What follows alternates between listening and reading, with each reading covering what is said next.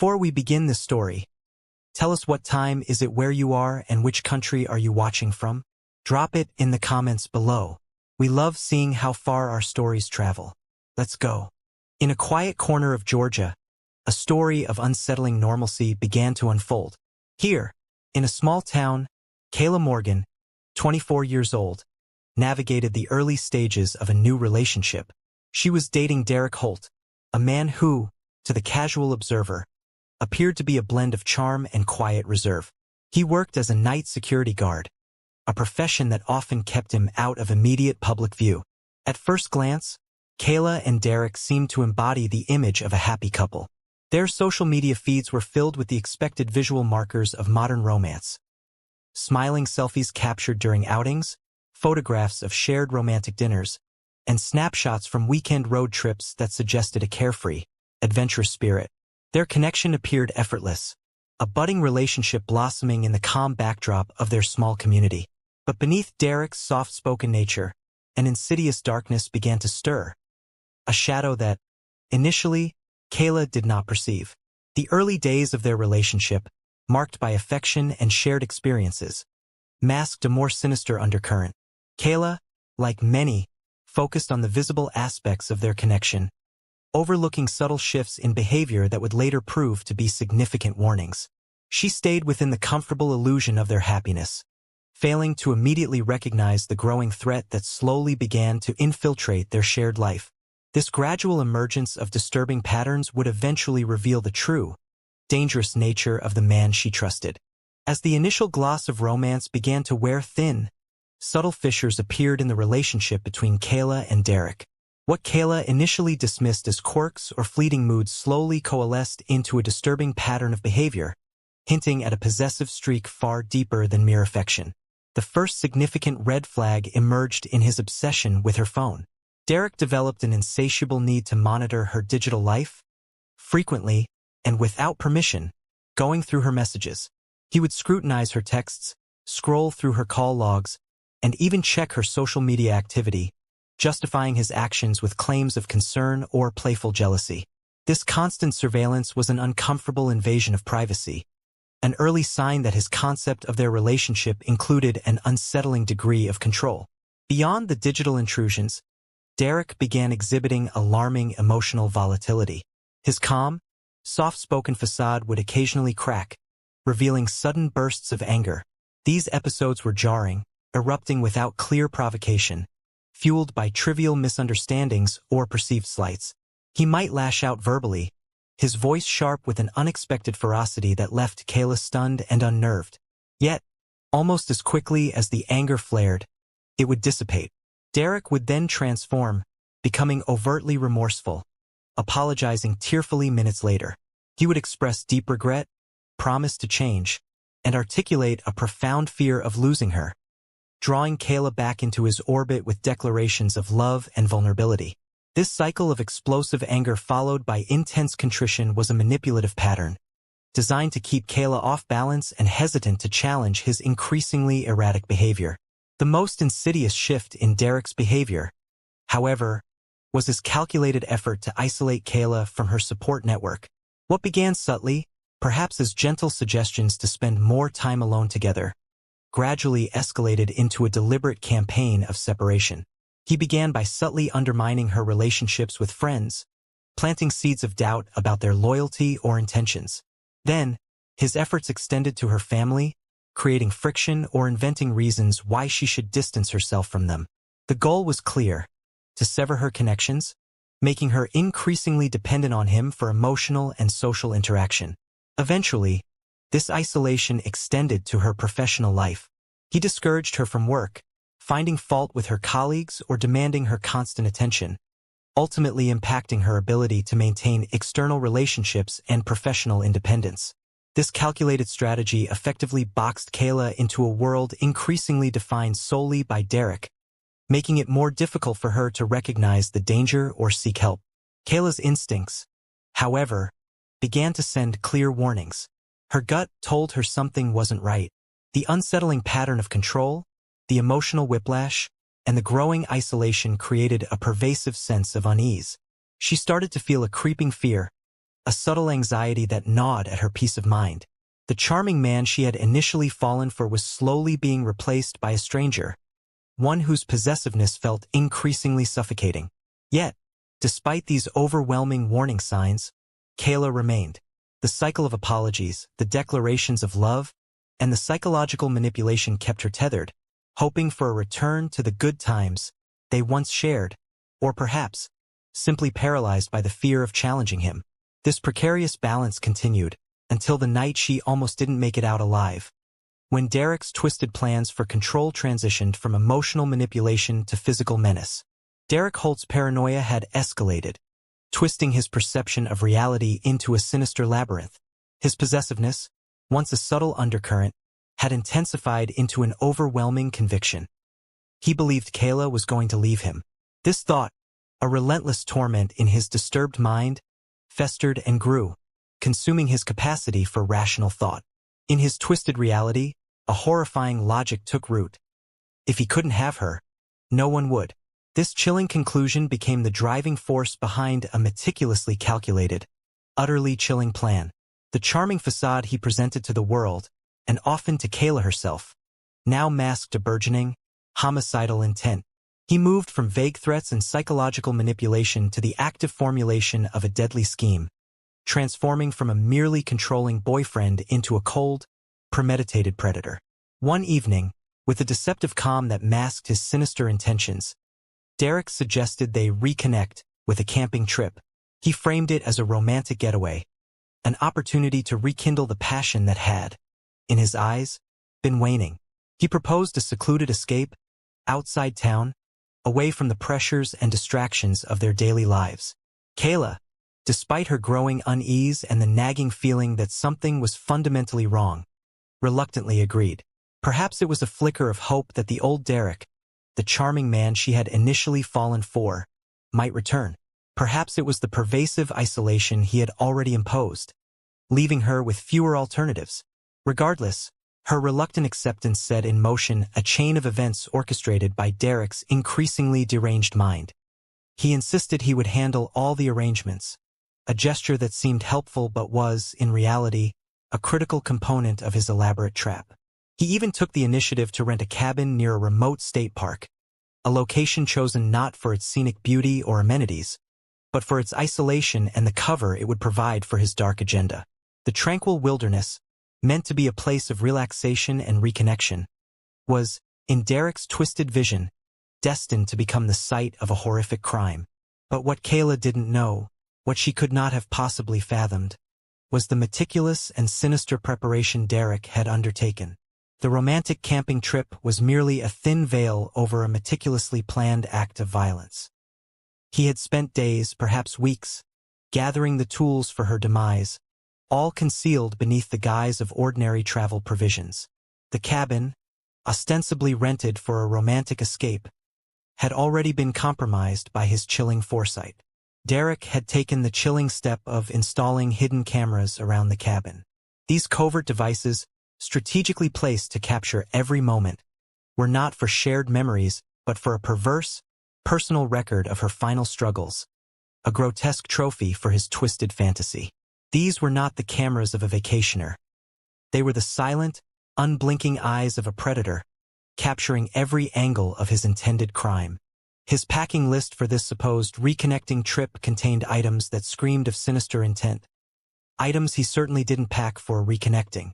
Alongside typical travel necessities, Derrick had deliberately brought a hunting knife, its blade sharp and ready for a purpose far removed from outdoor recreation. He had also included zip ties and chloroform, tools of incapacitation and restraint, objects that had no place in a romantic getaway. The presence of these specific items, carefully concealed among his belongings, revealed the chilling premeditation of his plan. They were not spur-of-the-moment additions. They were integral components of a calculated act of violence, chosen for their efficiency in overpowering and silencing a victim. His entire scheme was built around one chilling objective: to get her alone, isolated from any possibility of assistance or escape. Once she was in this vulnerable position, far from friends, family, or any chance of intervention, his plan was to record everything. This perverse desire to document her final moments, to capture her terror and his control, hinted at a deeply disturbed psyche, one that sought not just murder, but a twisted form of performance and ultimate dominance. His final, monstrous goal was to erase her from the world, to ensure that if he could not possess her, then no one else ever would. The romantic trip was nothing more than an elaborate, carefully constructed trap, designed to lure Kayla into a remote location where he could enact his horrific fantasy without interruption. He believed his plan was foolproof, his preparations thorough, unaware that an unseen, technological eye was already watching his every move, silently recording the terrifying preparations for his intended crime. Derrick Holt was confident in his meticulous planning, believing his sinister preparations for Kayla's demise were entirely hidden from the world. He had taken great pains to ensure their chosen cabin, nestled in its remote location, offered no intrusive eyes, no potential witnesses to his horrific design. But in his arrogant certainty, he overlooked a crucial, silent observer, an unblinking eye that would ultimately become his undoing. What Derrick didn't know, what he couldn't have possibly accounted for in his twisted calculations, was that the cabin's owner had, unbeknownst to him, recently taken a proactive step to safeguard their property. Following a series of thefts in the area, the owner had installed their own motion-activated surveillance system. This wasn't a visible deterrent. It was a covert, discreet setup designed to catch intruders unawares. Crucially, it wasn't visible to the naked eye, blending seamlessly into the cabin's structure, rendering it undetectable to anyone not actively looking for it. It wasn't even supposed to be on during rental periods, typically deactivated to preserve guests' privacy. But by a twist of fate or perhaps a fortunate oversight, it was active. As Derrick moved through the cabin that weekend, meticulously executing the preliminary stages of his plan, every single action was being silently recorded. The surveillance system captured his clandestine movements. The moment he surreptitiously stashed the hunting knife under the bed, its cold gleam briefly catching the hidden camera's lens. It recorded him moving about the cabin, not with the carefree demeanor of a vacationer, but with the furtive, calculating movements of a man preparing a trap. The camera's microphone, equally unnoticed, picked up snippets of his chilling internal monologue. It captured him whispering to himself, the low, guttural tones of a disturbed mind, rehearsing the lines he would deliver to Kayla. Phrases like, "I didn't want to do this," escaped his lips, practicing a feigned reluctance for the monstrous act he was so carefully planning. It captured the quiet, chilling sounds of him sharpening the knife, a methodical, almost ritualistic preparation for the violence to come. Every calculated step, every muttered word, every single minute detail of his dark premeditation was preserved, a damning digital testament to his true intentions, unbeknownst to him. The hidden eye had seen everything, a silent, irrefutable witness to the unfolding horror, poised to expose the monster behind the charming facade. The second night of the reconnecting trip arrived, bringing with it a chilling shift in Derrick's behavior. The pretense of romance had thinned to an almost transparent veil. As the evening progressed, Derrick handed Kayla a glass of wine. The gesture seemed innocuous enough, a common prelude to a relaxing evening. However, as Kayla took a sip, an immediate and unsettling sensation washed over her. The wine tasted off, possessing an unusual chemical bitterness that registered even before her body began to react. Almost immediately, a profound dizziness began to overcome her. Her perception blurred, her limbs grew heavy, and a wave of nausea swept through her, signaling that something was terribly wrong. She instinctively knew this was no ordinary wine. She was being drugged. With a surge of adrenaline cutting through the encroaching stupor, Kayla fought against the encroaching unconsciousness. She desperately attempted to reach the door, hoping to escape the cabin, to find help, to break free from the sinister trap she now realized she was in. But her efforts were futile. Her legs gave way, her body betrayed by the rapidly acting chemical, and she collapsed to the floor. Derrick, his true intentions now laid bare, moved with chilling efficiency. He did not rush, but deliberately, powerfully, he dragged her toward the bedroom, the destination where his darkest plans were meant to be fulfilled. He was confident, believing his isolation of her was complete, his control absolute. He saw no witnesses, felt no external threat, unaware that the motion-activated cameras continued their silent recording, capturing every brutal detail of his actions, every moment of Kayla's desperate struggle. The cabin, meant to be a private stage for his crime, was unknowingly becoming a digital courtroom. What Derrick didn't realize, however, was that Kayla, despite her harrowing ordeal and the suffocating control he had exerted over her, had managed to plant a tiny, crucial seed of hope.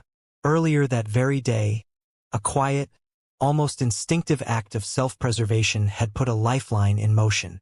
Sensing the escalating strangeness of Derrick's behavior, and feeling an intuitive dread about the remote trip, Kayla had secretly shared her live location with her sister.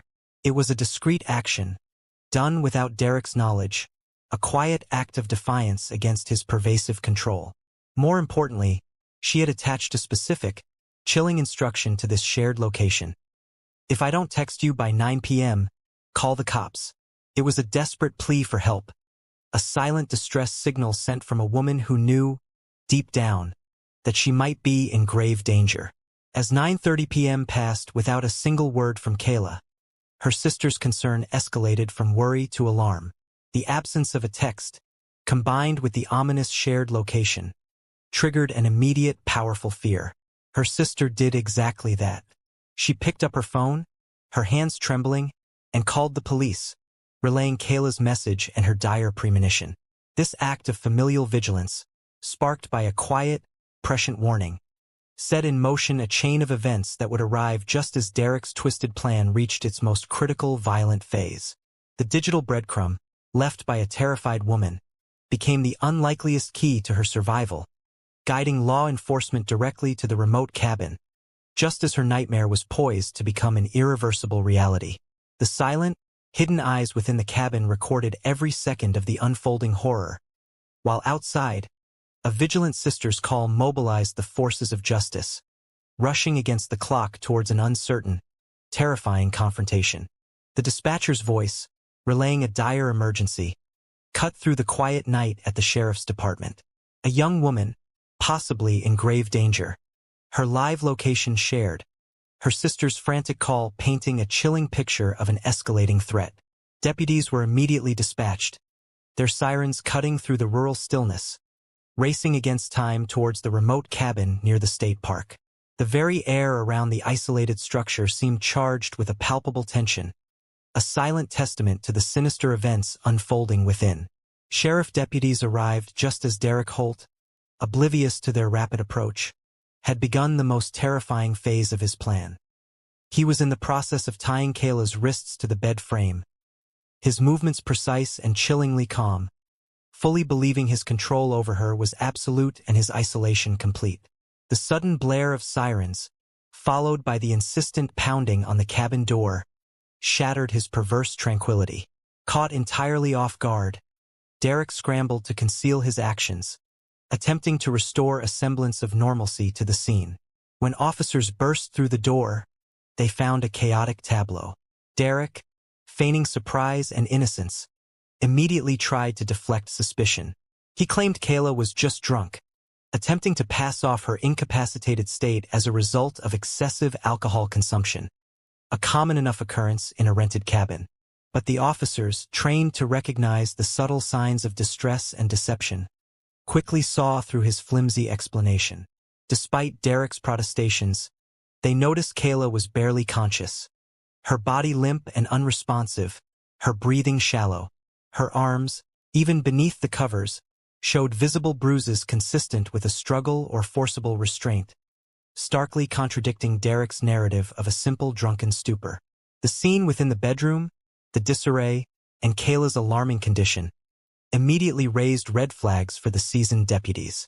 A swift, thorough sweep of the cabin by the deputies revealed the true, horrifying extent of Derrick's premeditation. Their trained eyes quickly located the instruments of his intended crime.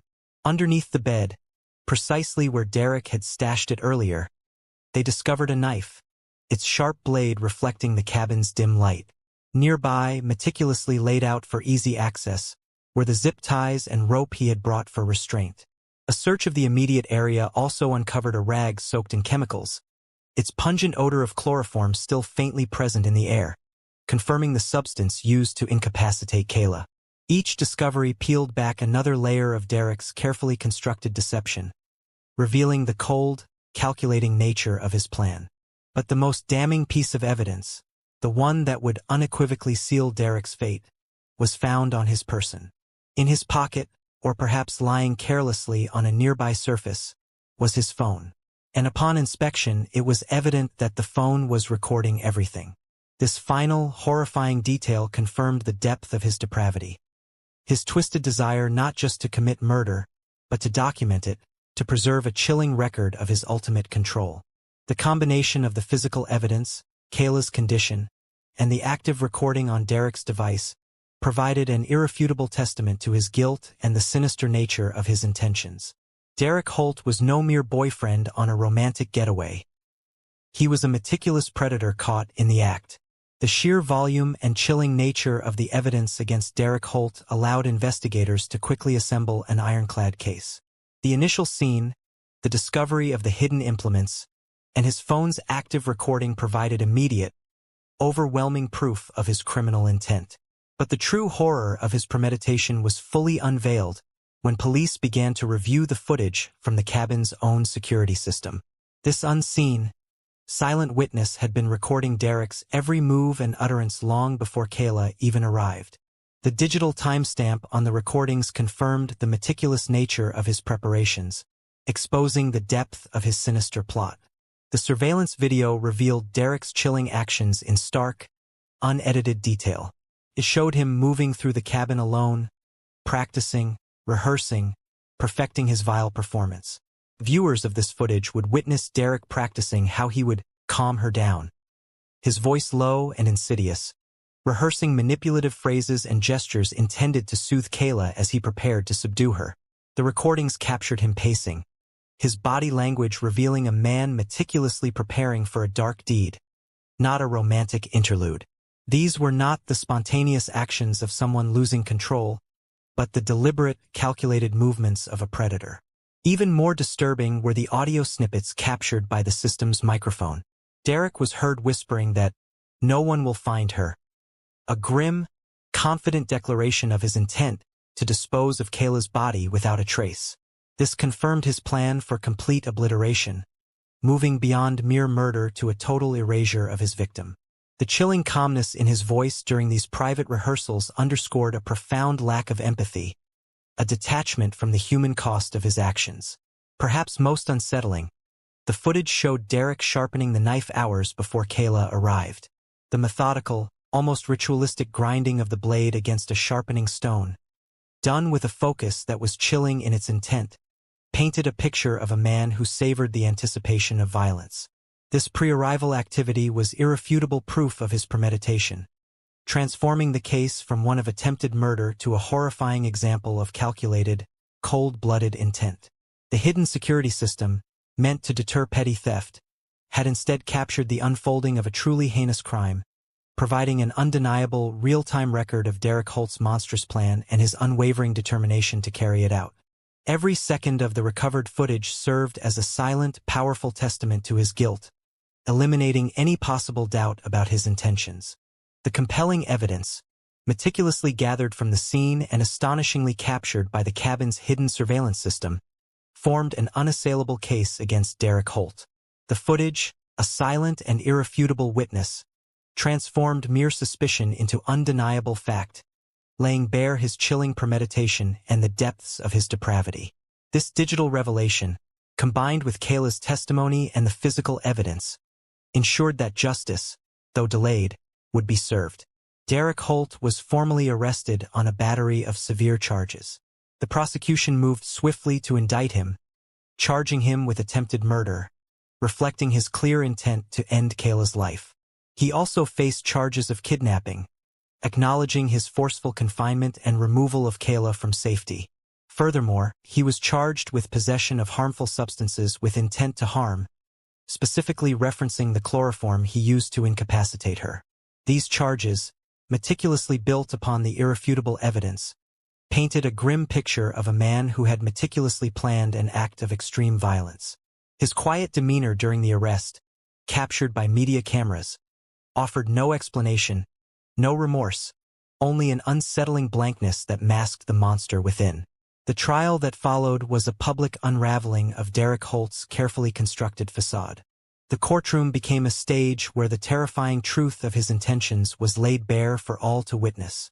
Throughout the proceedings, Derrick remained emotionless, his face a mask of indifference, even as the most horrific details of his plan were presented. The most damning evidence, and arguably the most impactful, came when the court watched clips from the hidden cameras. The jury, the judge, and the public watched in stunned silence as Derrick's chilling rehearsals played out on screen. His whispered threats, his practice of subduing Kayla, and the methodical sharpening of the hunting knife.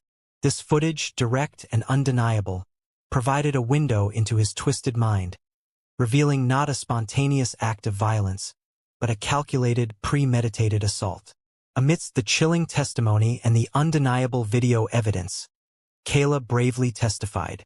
Her appearance on the stand, a testament to her extraordinary courage, provided the human voice to the horrors captured by the cameras. She recounted the sickening taste of the drugged wine, the sudden onset of dizziness, her desperate struggle for consciousness, and the terrifying moment Derrick began to tie her to the bed frame. Her words carried immense weight, not just as a survivor recounting her trauma, but as a living witness to his cold, methodical intent. She revealed the depth of his psychological manipulation, the insidious isolation, and the chilling realization that the man she loved had meticulously plotted her demise. Her testimony stripped away any pretense of passion or momentary lapse, exposing the calculated malice behind his actions. "He didn't just try to kill me," Kayla stated, her voice clear despite the harrowing memory. "He rehearsed it like a movie. He was proud of it." This stark declaration resonated deeply, encapsulating the profound depravity of a man who found perverse satisfaction in plotting the end of another's life. The jury, having witnessed the undeniable footage and heard Kayla's harrowing account, deliberated for less than 2 hours. The swiftness of their decision underscored the clarity of the evidence and the abhorrent nature of Derrick's crimes. The jury took less than 2 hours to convict him. Derrick Holt was found guilty on all counts, his carefully planned attempt at murder and kidnapping resulting in his complete downfall. The verdict was a decisive victory for justice, a recognition of Kayla's suffering, and a confirmation of the monstrous intent captured on film. Following the conviction, Derrick Holt was sentenced to 45 years in prison without the possibility of parole. This severe sentence ensured that he would spend the vast majority, if not all, of his remaining life incarcerated, forever removed from society, unable to inflict such horror upon another unsuspecting victim. The legal proceedings brought a definitive end to his reign of terror, but for Kayla, the aftermath of such an ordeal stretched far beyond the courtroom's walls. The legal resolution of Derrick Holt's case marked the end of one chapter, but for Kayla Morgan, it was merely the beginning of a lifelong journey of healing and advocacy. The trauma of her experience, the chilling realization of how close she came to losing her life at the hands of someone she trusted, fundamentally reshaped her existence. In the years following the trial, Kayla transitioned from a victim of a horrific crime to a powerful voice for change. She later shared her story in a televised interview, speaking with a newfound strength that belied the terror she had endured. Her message was not one of bitterness, but of urgent warning and profound insight. "I ignored the signs," Kayla revealed, her voice resonating with hard-won wisdom. "I kept making excuses for him." Her candid admission resonated with countless individuals who have experienced similar patterns of manipulation and control in abusive relationships. She spoke about the subtle shifts in Derrick's behavior, the possessiveness disguised as love, the sudden bursts of anger followed by tearful apologies, and the insidious isolation that slowly chipped away at her independence. These were the red flags, the warning signs that, in hindsight, screamed danger, but were often rationalized away in the hope that things would improve, or out of fear of challenging the abuser. Her transparency provided a vital lesson, emphasizing that love, true connection, should never be intertwined with fear. "But love should never come with fear," she asserted. a powerful statement that became a rallying cry for self-preservation and healthy boundaries. Today, Kayla has transformed her personal tragedy into a profound purpose. She now works as an advocate for domestic violence survivors, dedicating her life to supporting others who find themselves in similar perilous situations. Through workshops, speaking engagements, and direct outreach, she uses her own harrowing story to help others recognize the red flags she missed. Her lived experience provides invaluable insight, allowing her to connect with survivors on a deeply empathetic level and guide them towards safety and healing. She teaches others to identify controlling behaviors, emotional manipulation, and escalating aggression before they spiral into potentially fatal violence. Her advocacy is a testament to resilience, a beacon of hope for those trapped in cycles of abuse, reminding them that escape is possible and that their intuition should be trusted. Kayla's story stands as a chilling reminder that appearances can be profoundly deceptive. Derrick Holt, the charming and quiet night security guard, was a wolf in sheep's clothing, his sinister intentions masked by a facade of normalcy. His case, tragically, is not unique. It serves as a stark illustration of a disturbing truth often overlooked in our everyday lives. The final message of this narrative reverberates with chilling clarity. Monsters don't always wear masks. Sometimes they call you babe. This statement encapsulates the terrifying reality that the most dangerous individuals are not always those who stand out or fit a clear stereotype of villainy. They can be charismatic, seemingly gentle, and deeply integrated into our intimate lives. They can be the partner who shares your bed, the one who whispers endearments, while harboring the darkest intentions. This truth compels us to look beyond the surface, to trust our gut instincts, and to recognize that true safety lies not in the absence of obvious threats, but in the acute awareness of subtle warning signs that often precede unimaginable horrors. Kayla Morgan's survival and her subsequent dedication to advocacy serve as a powerful testament to the importance of recognizing these veiled dangers, and the extraordinary strength required to break free from the grasp of hidden malevolence. Thank you for watching. Like, share, and subscribe for more.